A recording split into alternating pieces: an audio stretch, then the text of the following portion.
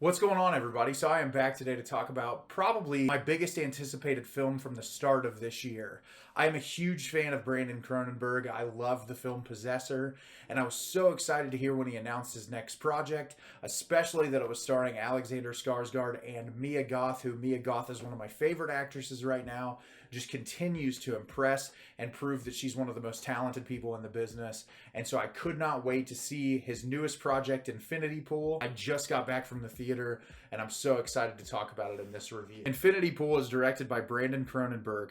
While staying at an isolated island resort, James and Em are enjoying a perfect vacation of pristine beaches, exceptional staff, and soaking up the sun. But guided by the seductive and mysterious Gabby, they venture outside the resort grounds and find themselves in a culture filled with violence, hedonism, and untold horror. So, watching Brandon Cronenberg's Possessor for the first time, I had no idea what to expect.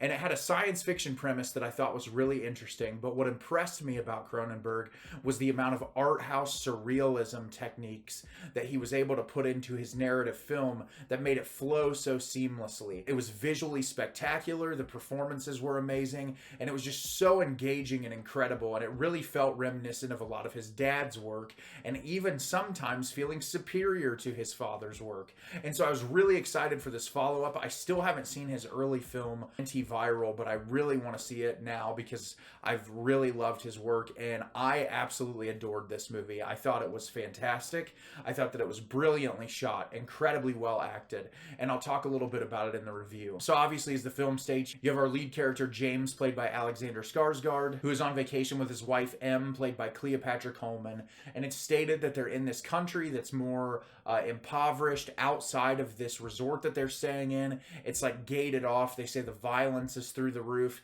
and they're out one day eating, and this guy like comes in on an ATV and is like wrecking stuff and running things over. And you're introduced to Mia Goth's character, Gabby, who's on the beach, and she starts talking to James, and James is an author who wrote this book, and it didn't really do super well. It's been years since he's written another novel, and he's struggling to come up with ideas to write this book. And she approaches him and says, "I love your book. I think it's fantastic. My husband and I are here on vacation. We'd like to get to know you more." And so they start hanging out, and as the description says, they leave the grounds one day by borrowing this car.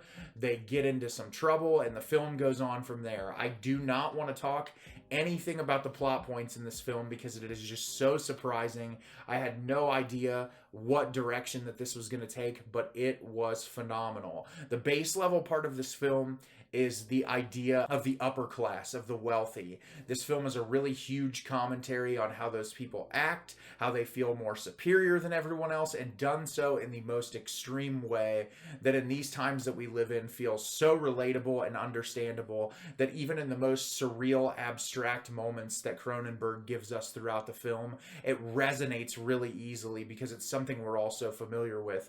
But this movie also looks at the concept of your own death and like, what does your life mean, and reflecting on the things that you've done in your life, and is my life important? What should I do to keep it on track? Should I indulge in these things I don't normally indulge in? Getting involved in this thing, not being a member of the upper echelon, but thinking that you can fit in with that group of people and trying to impress this group of people that you don't really know very much about. And there's so many ideas going on in this that I feel like Cronenberg really handles well, that each one of them gets a nice amount of closure. And I think the third act of this film really was something beautiful. They did something really amazing that, like, I saw the last shot of the film and was like, yes, this is perfect. It's incredibly poetic. It's executed so well, and it's just a phenomenal movie. I really loved Alexander Skarsgård in The Northman. I thought he was great. I think he is the perfect character in this film to follow and kind of live through when we're watching this movie. I think he's an easy person to attach yourself onto and kind of see the film through his eyes. But the show is Mia Goth, and every time she is on screen, she just delivers and delivers and delivers. One of the most chaotic performances I've ever seen. I thought she took it off the rails with Pearl, and she was incredible. This movie, she's equally as unhinged, gives just of an amazing of a performance. She has the stripped down moment. She has the moment she's playing really over over the top and really eccentric and egotistical and loud and dominant, and I love that. It's just so impressive to see an actress of her caliber that just grows and grows over the years and just gets better. And she was phenomenal in this. I couldn't take my eyes off her through the whole movie. She's just incredible. I loved the atmosphere of this. I thought the score was really great. It really created this ambient, moody atmosphere. And this movie is really funny, and that's what was impressive with all the darkness that's going on screen and all the really fucked up things that we're watching as audience members. It's truly hilarious. There are a lot of moments that I was just cackling to myself and thought, man, Cronenberg gets it. It was very reminiscent of the things I love about a director like Yorgos Lanthimos, who can look at really dark subject matter through a comedic lens where you're constantly laughing at things that you probably shouldn't be laughing at. And that's just a brilliant filmmaker in my opinion. And I love any sort of director that can push the envelope and make things that people are not going to expect.